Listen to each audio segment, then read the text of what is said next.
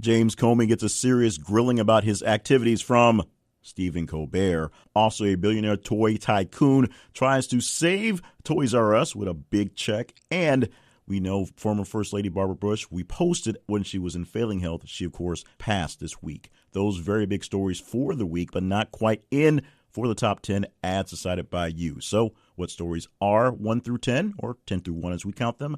We'll let you know in just a moment on the weekly wrap-up show for the week ending April 21st, 2018.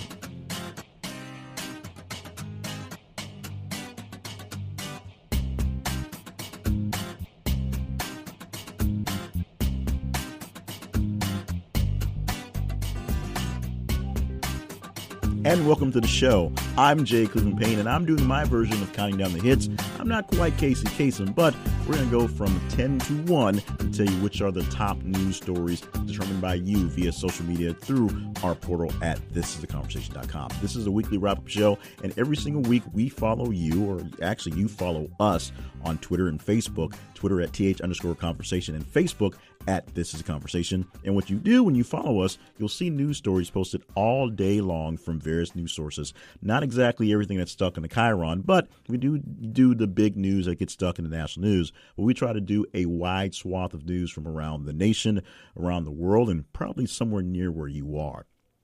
It works pretty simply. You just follow us on social media. If you see a story that you like, you love, you hate, you want to comment on, you want to tell me something about it, you do just that. You respond and engage with the posts as they come down. And the posts that get the most love go into a big math algorithm, into a spreadsheet. Some numbers are crunched, some formulas are put in there, some things are swapped. And we get a listing that ranks this week's all the way to 129 separate listings on the week. And we give you, in the first segment of the show, 10 through 1. Count them down backwards so you get that great list. So all you have to do is like, love, share, respond, reply, hate, whatever you want to do to the stories as they come down in the links. The more you engage with the links, the better they come out with. From Friday to Fridays, of course, we go back. Today, as we record this, today is Friday the 20th of April, so go back 7 days, and we went from there, and you can see how things roll on. In segment 2 of the show, we are going to do our housekeeping and talk about the big hot button topic on my mind, which one of the top 8, and we'll explain that one more time while we go through the top 8, are the big one that really catches my attention this weekend. A very quick word on that. That's not been the most engaging segment, but we're keeping the place warm so we can get a good time to do interviews again. And, of course, in the final segment, we will tell you what is the almost irrelevant story this week. That is story number 129, the one that barely made it to the list. And round out the top 15 just to show you what stories almost made it in. And from there, as time allots, we will give you as much as we can on the back end between 15 and 129. We'll see which ones pop up in a random order. With all that said, let's get to the stories for this week as determined by you, starting off with the 10 story. The headline for that story, as we posted it, was Prince Harry and Meghan Markle announce wedding photographer. This was posted on Saturday, the 14th of April. This is a pretty popular story since it made it right in the top 10. And, of course, it's the beautiful wedding between the prince and the American actress. Now, there's a lot of talk about how special she is to be in this part, but basically the royalty is literally just for show. So it's not like they're really doing anything, although Prince Harry does have a lot going on a charitable manners, but he's not actually running the nation. So who he marries is But there were a lot of things that had to go through. Of course, she's divorced, so she had to go through that stuff. She had to join the Roman Catholic, the Church of England, however that works out. And they got to make a really big deal what's going on. We've talked about they talked about some of the people who aren't coming. There are no presidents or head of states because they said no one's coming. They invited the Obamas because Harry has a relationship with President Obama. They had declined. They're busy or something. But we do know who's going to be the big-time photographer. His name is Alexei Lubomyrsky. I don't know who he is. But he's going to take the official photos. He took the photos for the engagement, I believe, so the announcement of their engagement, so he already is known. He works out of New York, so he's flying in for the big deal coming up very, very soon. May 19th is the date, St. George's Chapel. It is going to be a big affair for folks who follow weddings, and yes, there are many people over here in America who are like, yeah, we got us a prince. but you didn't really get your prince. Meghan Markle got her prince, and, well, moving on, we're going to the number 9 story this week, and that is NFL to release 2018 regular season schedule Thursday. We pushed this out on Wednesday, April the 18th. Of course, today is Friday as we record this, so the schedule came out last night. We'll have a couple details of that in a second, but it was a story that had a bump of response from the 10 story of 3.45%. So it's not a lot, not a major shift, but it's just enough to move up in the rankings. Now, what is this all about? If you are a follower of American-style football, or if you live in the States, and that means you're kind of there by default, the NFL released its schedule and is trying to turn as much of these things into big-time events. So the release of the preseason schedule was a big-time event. The release of the full schedule was turned into some series of special announcements, TV specials on NFL Network and ESPN. They put a lot of effort into this. Football, American football, if you will, is sort of the lifeblood of sports, the lifeblood of betting, which is why it's kind of there. And a lot of people put a lot into it. It's easy to follow because it's all packaged in essentially a span of 4 days. A weekend will take care of it. Now, going into some of the matchups set up for Week 1, open the season once again on a Thursday, and we have a rematch of a conference championship, opening up with the Falcons traveling to the Eagles. That's Atlanta versus Philadelphia. We also have, wrapping up that week, the doubleheader on Monday nights, which has been a staple as well. That has the Jets and then the Lions. That's the, of course, New York Jets and the Detroit Lions, plus the Rams and the Raiders, L.A. versus Las Vegas. Are they in Vegas yet? I'm not quite sure. But that's going to wrap it up for a doubleheader for Monday Night Football. That's a big deal and big money get. Even though Monday Night Football isn't the big night, Sunday night is the big game. And that game scheduled for the first Sunday night game is Bears at Packers. That would be the Chicago Bears traveling to Green Bay to open up the season. Two teams that are perennial favorites and perennial favorites, fans of the fans, but aren't quite getting the love they are on the field lately. We'll see how this whole season comes out because, of course, we all start out undefeated the first week of the season. Going to the number 8 story for this week, it is headline, longtime Paranoia radio host Art Bell dead at 72. We posted this on Saturday, April 14th. Bumper response of 2.2% in the movement. That's that much more engagement than the number 9 story. Very quickly, Art Bell, for those who are not familiar with him, anybody who is essentially 30 or older knows Art Bell because they actually know how radio works and listen to radio. He's been a staunch standout on the radio in very late nights and a pioneer of the time, having the quote-unquote Art Bell style, where essentially he was up in the middle of the night. He was broadcasting from the desert in Arizona, so middle of the night is kind of, your mileage may vary. But he did it by himself. He just basically punched a button and put somebody on the air, and in most cases, they self-policed themselves. He did a lot of paranormal, a lot of weird stuff, a lot of conspiracy stuff, and people loved the dude. He was one of the greatest or the most syndicated radio hosts at the time.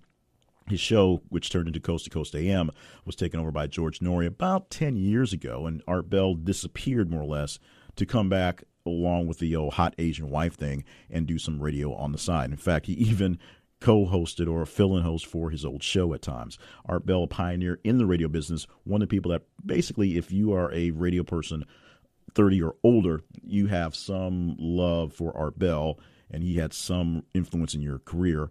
He is dead at the age of 72. The number 7 story this week, headline, Trump orders military action in Syria. Bump a response of 2.17% from the 8 story. And this was posted Friday, April 13th. Of course, this week, President Trump had his second attempt at, or second full, not even attempt. He sent off a batch of military strikes against Syria based on chemical weapons use. He did this about a year ago. One site. This time it was 3 sites. This was based off the pictures we saw last weekend from the headlines where the Syrians are suspected of using sarin gas mixed with chlorine to do what they do. Keep Assad in power there because the best way they can do it is with illegal weapons. While there were plenty of finger wagging from both sides at first, of course, the big thing was the Russians saying, well, if you do airstrikes and blow things up, you sort of blow up the evidence The U.S. claimed they had the evidence to go along with it, and they had a coalition. They didn't do it by themselves. Other nations were in on this, and we suspect other sanctions and things will come along as well. The biggest thing about this is a lot of tough talk from Donald Trump towards Russia for standing by a guy who's a bad man. I'm not sure that's the exact term that Trump used, but that's the way he talks. This is the first time we've seen Donald Trump be really aggressive towards the Russians. We'll see how long that lasts. Move to number 6 story this week. Stan Lee sues former business manager for fraud, elder abuse. This story we posted on Saturday, April 14th. Bumper response of 8.51%. Going quickly to the story that we got this from. Deadline Hollywood, the source. Comic book industry legend Stan Lee is suing a former business manager for fraud and elder abuse in a suit that alleges such egregious claims of abuse as extracting and selling vials of the Marvel Comics icon's blood as collectibles in Las Vegas, because, hey, they'll buy anything at a collectible in Las Vegas. Lee, who many consider a godfather of the modern-day superhero, was grieving the death of his wife of 70 years, Joan B. Lee, in late 2017 when he became the target of unscrupulous businessmen, sycophants, and opportunists. Those are all in caps, or in quotes, by the way, who sought to take advantage of his despondency. Now, a whole lot of things have been going on for weeks about Stan Lee being broke, Stan Lee almost dying. We had a story a few weeks ago about Kevin Smith, the comic book guy and the Silent Bob guy, the movie guy, offering up one of his homes for Stan Lee to live in because apparently we thought he was on the money. Part of the reason is a lot of real shady business stuff was going on as he was not paying attention to a lot of things. One, he's very old. Two, he just lost his wife of, 70 years, married to the same woman for 70 years who just passed away. And his health itself has been rumored to be not so great. So how does this get fixed? I'm not sure. This is the crazy life of a crazy ad man turned comic man. And the story, although interesting, is not exactly the way you want to hear someone going out. The number 5 story gets a bumper response of 9.80%. A Colorado man arrested at Taylor Swift's house with knife, rope, ammo. That is the headline we posted. It posted on Wednesday, April 18th. And while it sounds like a party, it probably wasn't all that keen for the people who had to, of course, deal with this and Taylor Swift herself. Let's read this one from the headline or from the story the source we got as well. This was Denver 7 ABC's news website.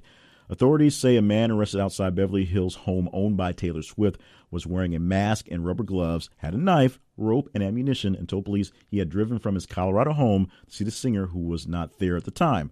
Luckily, when these things happen, most times they're not there. We've seen what happened when they are there, and we're just glad this didn't turn out that route.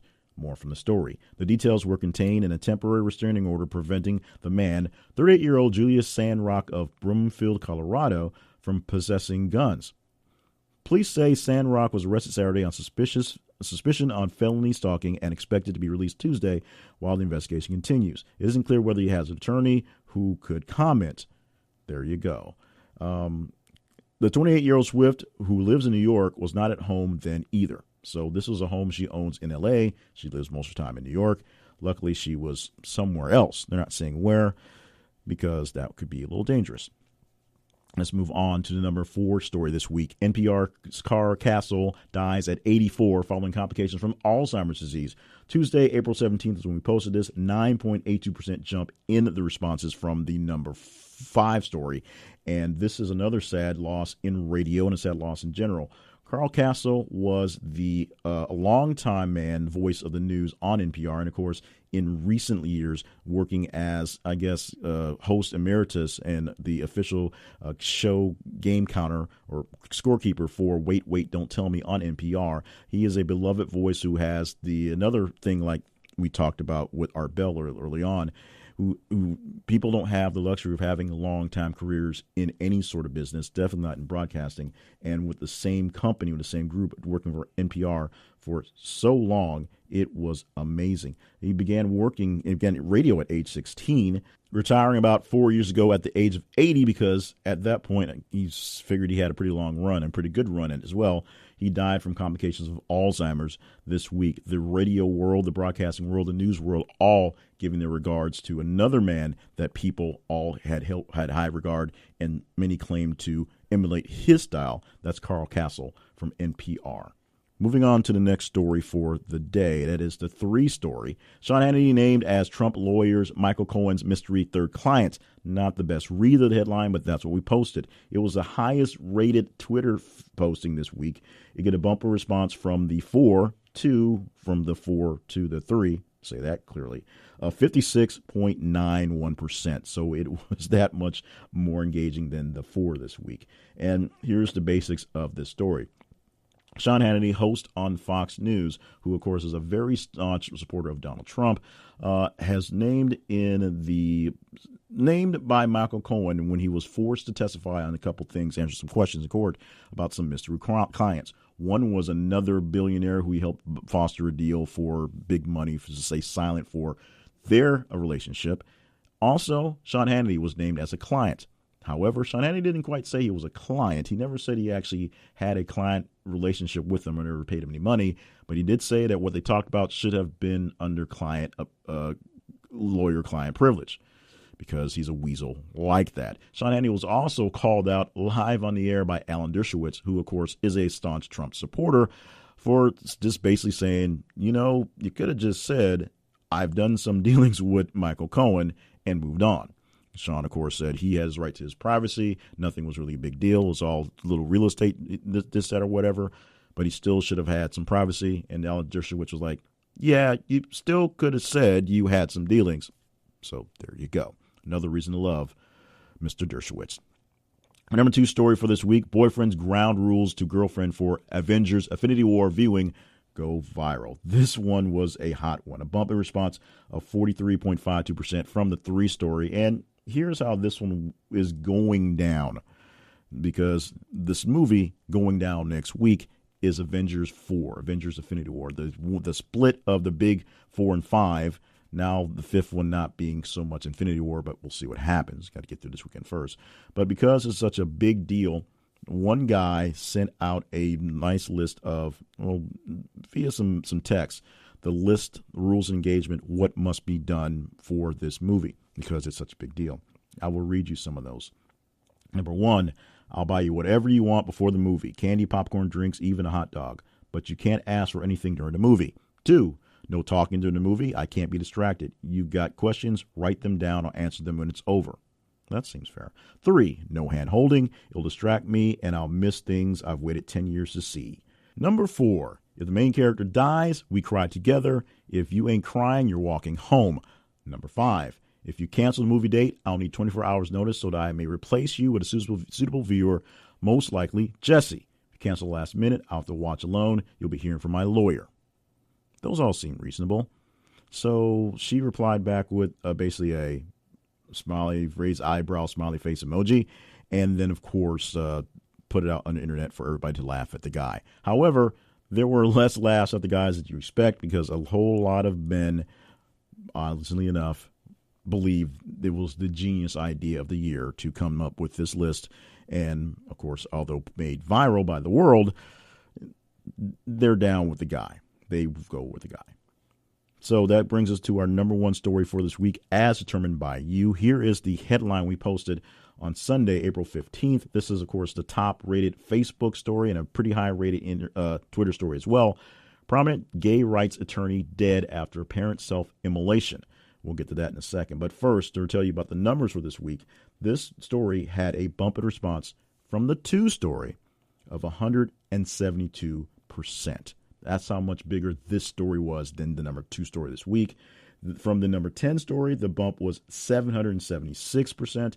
And from the almost irrelevant story, that's number 129, it was 1,655. Not quite as great as some of the latest versions of the 1 to irrelevant graphs, but 1,600% is a pretty big number. Now, let's get to the story very quickly, because it gets very, very deep, very, very quick. I'm going to just read from the headlines we got from CBS News. A well-known gay rights lawyer and environmental advocate appeared to have burned himself to death in New York City on Saturday in a grisly protest against ecological destruction, police said. The charred remains of the 60-year-old David Buckle were found by passers-by in Brooklyn's Prospect Park. Police told the Associated Press he was pronounced dead at about 6:30 a.m. While it appeared he burned himself to death, the New York PD said the cause of death is still under investigation. New York Daily News reports that Bucknell left a suicide note in a shopping cart near his body that said he hoped his death was honorable and might serve others. That is the bulk of the story. It gets really, really deep into what he's done in the world of environmental law and gay rights law, and just goes into that story. A very sad story, a very deep story, and a person that most of us would not have even pictured knowing in just regular circles, unless you are into the gay rights movement or into the environmental movement.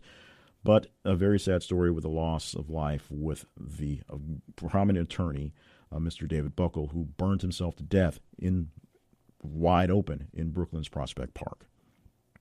That is it from 10 to 1, the top stories as determined by you via social media. And how did that happen?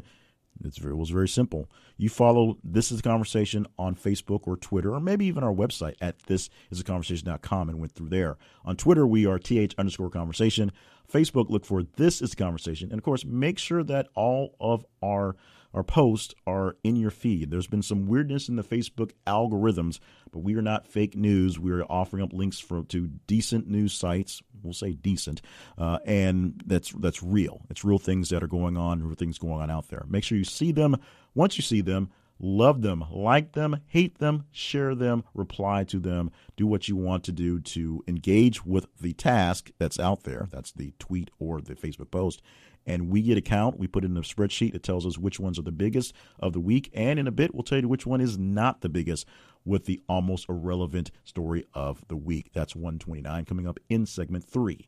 Coming up in just a bit, segment 2 still exists. We'll do some housekeeping. And, of course, I'll tell you which of these stories is the biggest one, my top-of-mind story for the week, on the weekly wrap-up show for the week ending April 21st, 2018.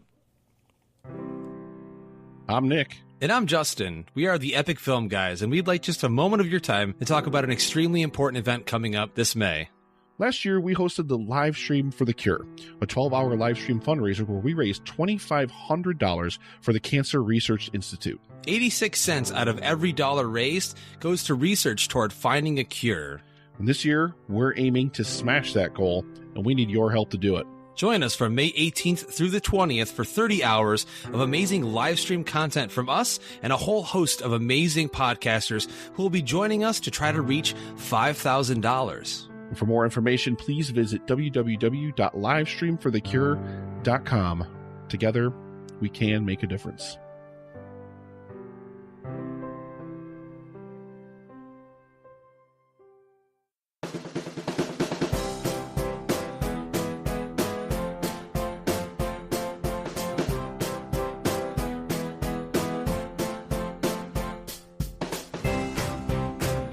We were going to be lucky to have very little in the way of housekeeping for this week, but then we realized that we is really an I, and so I have to address a very gaping hole in the schedule. That was last week's episode, the one slated for April the 15th, 2018.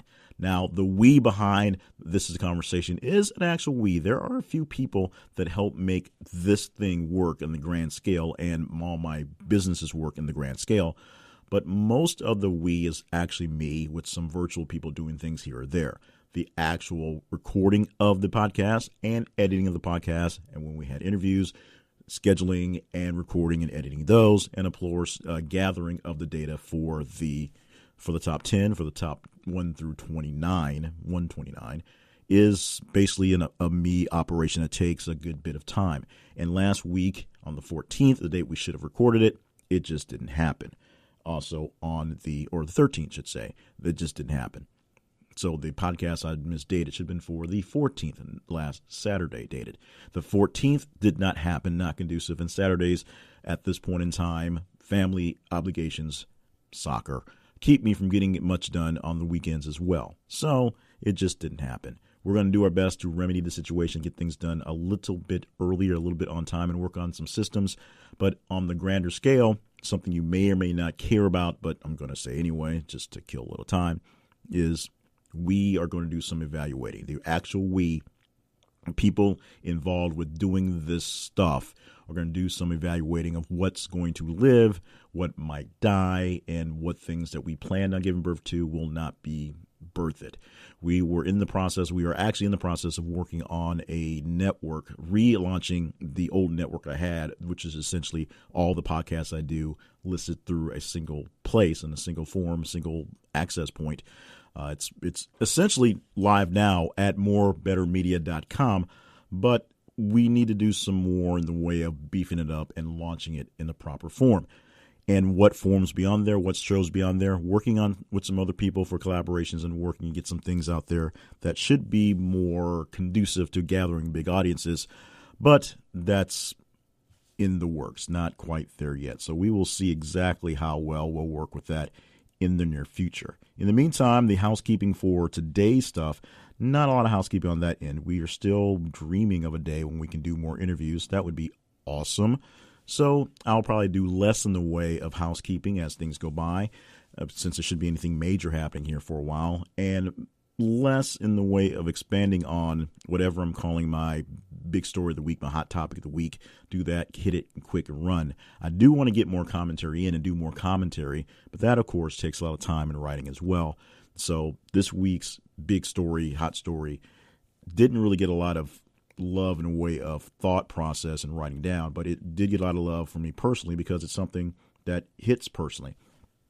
Now, it battled down to, now since it's just me and I don't have a chance to eliminate one of the choices because it doesn't make any sense, I went through the top 8 stories and looked at those, re-ranked those back and forth, and basically did the brackets with myself and came up with the 2 and the 4 story this week battling against each other for supremacy.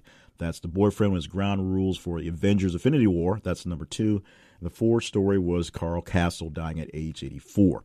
Both of these are near and dear to my heart, and especially with the news of Art Bell passing this week as well, and we'll get to in a bit in the top 15 as Barbara Bush's passing, although we didn't announce her passing. We announced initially her ill health and her deciding to go for just sort of care to be comforted as opposed to care to get better. The big story I did pick this week was the Avengers Infinity War rules for the boyfriend, and here's the kicker on that one. My wife has given me rules for Avengers Infinity War. Yes, my wife has. Now, here's a scenario. We've been talking about the movie for weeks, and we actually try to see the new Marvel movies. We actually are pretty behind on the DC movies, mostly because I don't really care as much, and she isn't into the background on the characters. But we've been following all the Marvel movies since Iron Man 1. And we've been going to essentially every single one, except the Guardians of the Galaxy movies. We haven't seen those in theaters, and Ant-Man movies. But all of the rest of them we have seen in the theater, and we've seen them together. And most times she wants to pony up for 3D. She is going out of town for the weekend next week, so I get to play Bachelor for a couple days. And she has given me explicit instructions not to go see the movie without her. I'm not allowed to. She also brought up the fact at the time when I went to go see Rent without her, but at that point I was just mad because I had to go see a movie I hated again because she wanted to see it. This is movies we both anticipate liking, and we'll see how that works out. So we have some ground rules on this one, and basically is you can't see it until I get back home. So maybe we'll catch it Sunday, maybe we'll catch it next weekend because it's out next weekend. But I personally have ground rules based on my wife for how to see this movie, and we must go together. Although in this scenario, the guy decided, if she is not going, she has to give him notice because he needs to find a buddy to go with. We'll see. She doesn't listen to this podcast, so I'll probably see it anyway. But that is my big story for the week. The one that gets under my craw is the fact that Avengers Infinity War guy has ground rules for this girl, and she thought they were cute. I guess she gave the emoji saying that she more or less went with them, but she thought they were cute, so she sent them, put them on the internets, and as far as you know, they are real, and they were spectacular. Coming up in just a bit, we will round out the top 15 and tell you about the 129th story of this week, almost irrelevant, and get as many in between as we can as time allots with us here on the Weekly Wrap-Up Podcast for the week ending April 21st, 2018. On the Podcast Rodeo Show, we grab a random podcast and see how long we can hang on, and I give you a real-life first impression. Didn't expect that. Am I all right? This is not your grandpa's faith podcast. I'm digging it so far. We discussed how cheesecake is actually a really great thing to have in your home. Okay, you had me, and you said you brought her on because she knows this cool survival stuff, and then you didn't tell me the other things that she's going to tell me about, and now you're talking about cheesecake. So we didn't really have anything to talk about. We were going, because this episode is coming out on Black Friday. And that, my friends, is the phrase that pays. The minute you go, I'm not really sure what I'm going to talk about, I am out of here, because that means that you're going to waste 45 minutes of my time. Holy cow. Well, first of all, great intro. Here's the key to this. I want to hear the rest of this episode. Do you? I do. The Podcast Rodeo Show. Find it at podcastrodeoshow.com.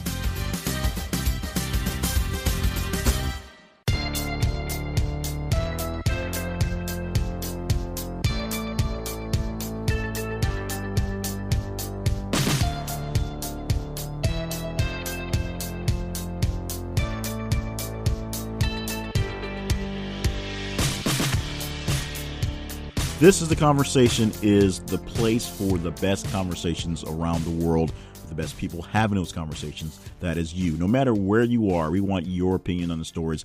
And it's been surprising, although it shouldn't be as surprising, on some other responses in some of the places we have seen large responses on big stories. Australia is a really big hit, so apparently we've got some fans in Australia, lots of fans also in Europe, as you expect. But some of the other countries we see a lot, many things coming from China and areas like that. We thank you so much for listening to the conversation and being in the conversation. Of course, here in the United States, I and a lot of people who are connoisseurs of this podcast or like podcasts like this, news junkies, watch a lot of cable news, have a lot of cable news sources, and end up being inundated with a lot of double, triple, quadruple speak on the same stories. And we remedy this with this website, thisistheconversation.com, and this podcast, which sends out links to various sources across the world from various places and looks for your opinion. So when you see a link sent to you via our social media feeds, either on Twitter at @th_conversation or Facebook for This Is the Conversation, as you make sure that they are live in your feed so they come up as often as possible,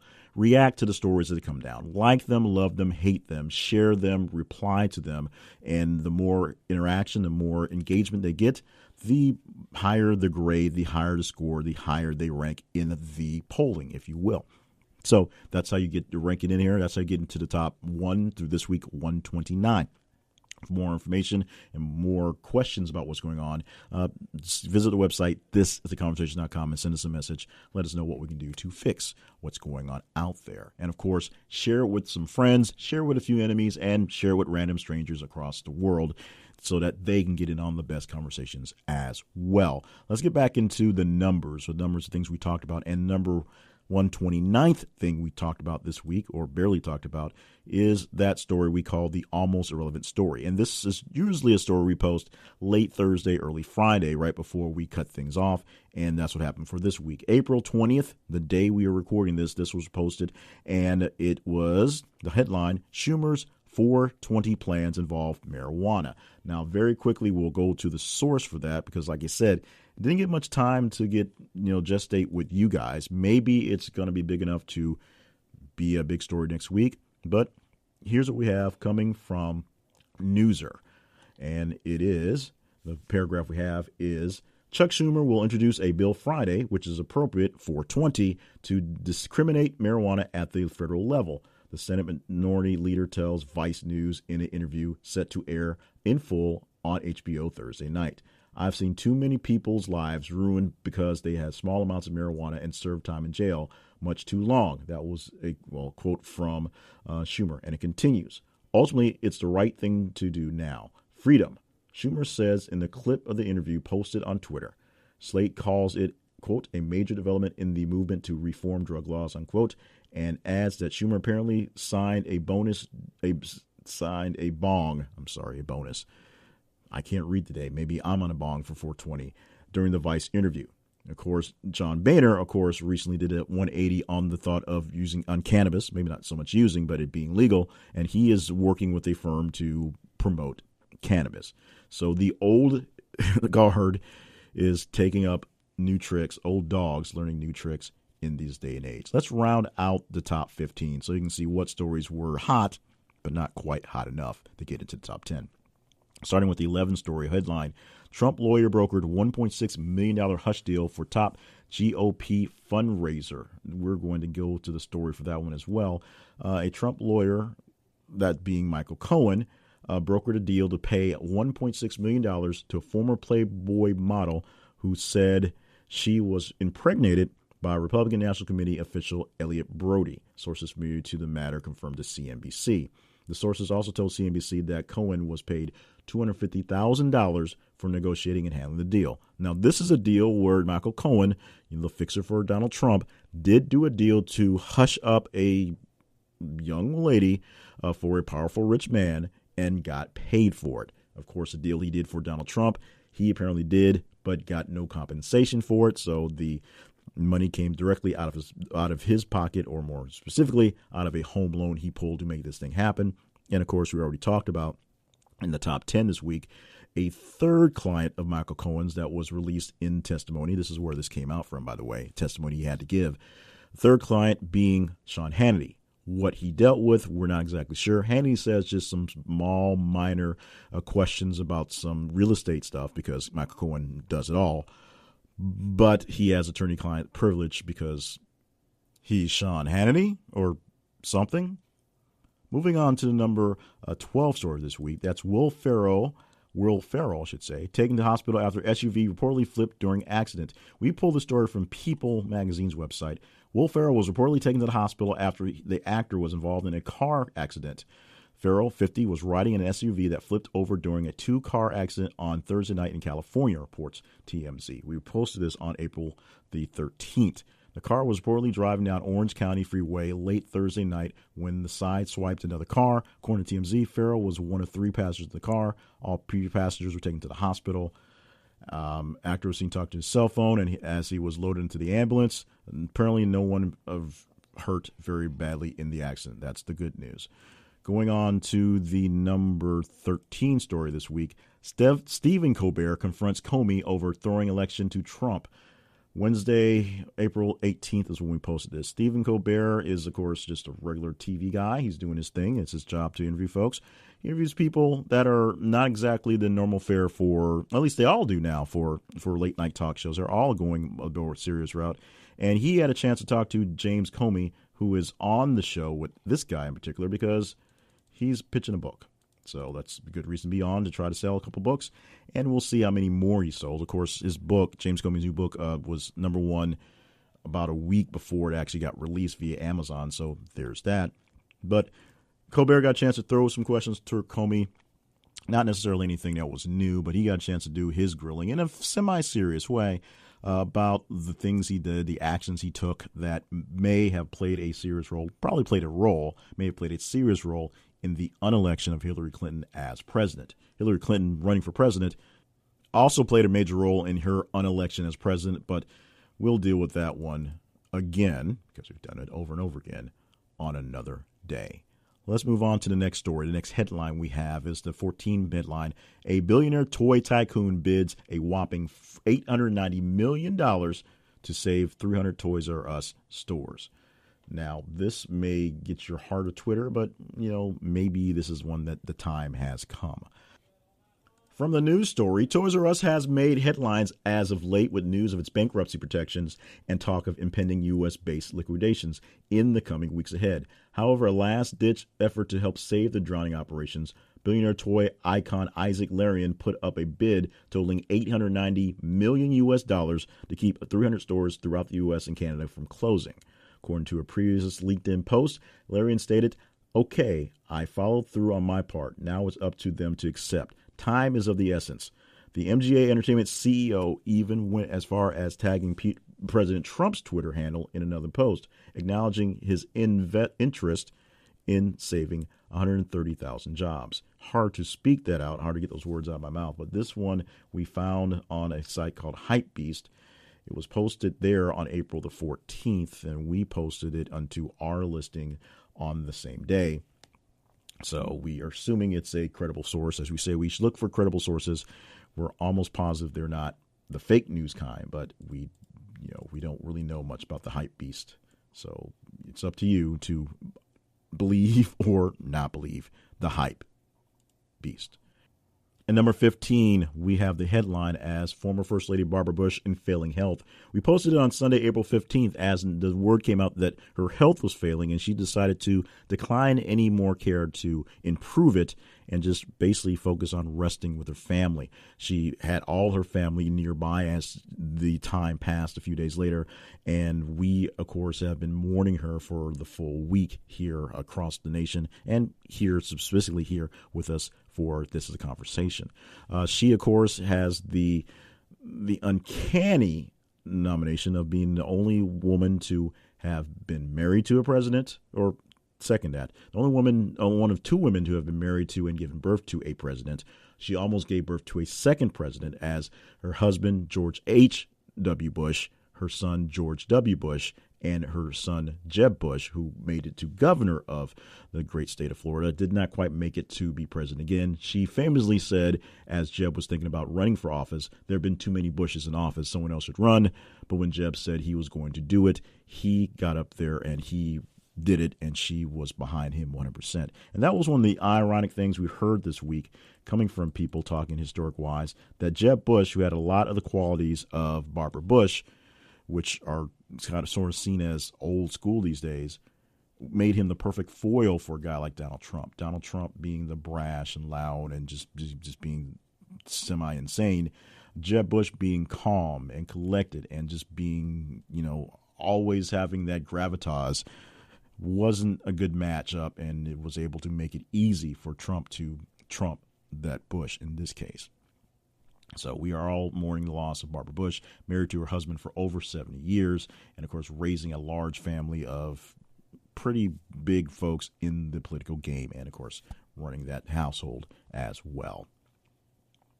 That ends all the things that we had to count down officially. So now we're going to do as many of the also rans, everything that ran between that 15 and this 129 in the time allotted. So they are in no particular order, so bear with us and just stick around, and hopefully something will point to you.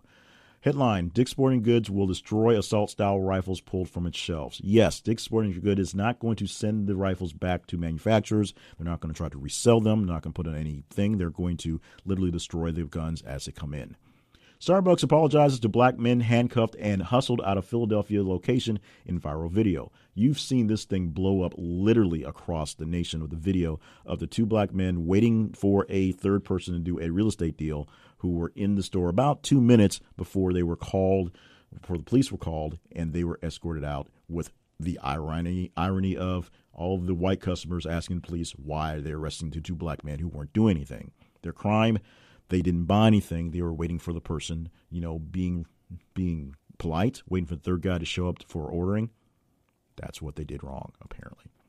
Of course, Starbucks is going to have a day off for all employees next month for sensitivity training. We'll see how that goes. If you attended WrestleMania a few weeks ago, you may have to think twice and make sure maybe get checked up. A fan infected with measles attended WrestleMania and potentially infected lots of other people, because that could have happened when things happens. Okay, a Canadian who posted a drug smuggling trip on Instagram was, of course, arrested and sent to prison, because stupid is as stupid does, i.e., if you're going to do something illegal, don't post it on social media where people can track it and figure out how to find you, because they will track it and figure out how to find you. Toddler shoots her mom with her gun her dad left in the car. This is a very sad story. Everyone is still okay, but the man who had the gun in the car is being charged with reckless endangerment and other charges, as you would expect from something like that. We also mourn the passing of comedian, magician, and actor on Night Court, that being Harry Anderson, dying this week in Asheville. DHS accidentally releases something they call the remote mind control records. I wish I had time to go into that one. That is as funny as it sounds. It's not quite as serious as it sounds, but it still sounds like mind control, because that's what they want to call it. And as we reach toward the final 2 minutes of the show, we are going to wrap up with a headline on Rudy Giuliani joining the Trump team for the Mueller investigation probe. Now, Giuliani, not necessarily a lawyer, but he is going to work the deals to hopefully get Trump out of this thing as quickly as possible. Thank you so much for being a part of the show. We cannot do this without you. Join us next week for another weekly wrap-up show. And make sure you share this show as a podcast or however, just in terms to anyone you can. Friends, family, relations, and just random people and enemies are always great as well. Thank you one more time. I'm Jay Cleveland Payne. See you again next week for another weekly wrap-up from ThisIsAConversation.com.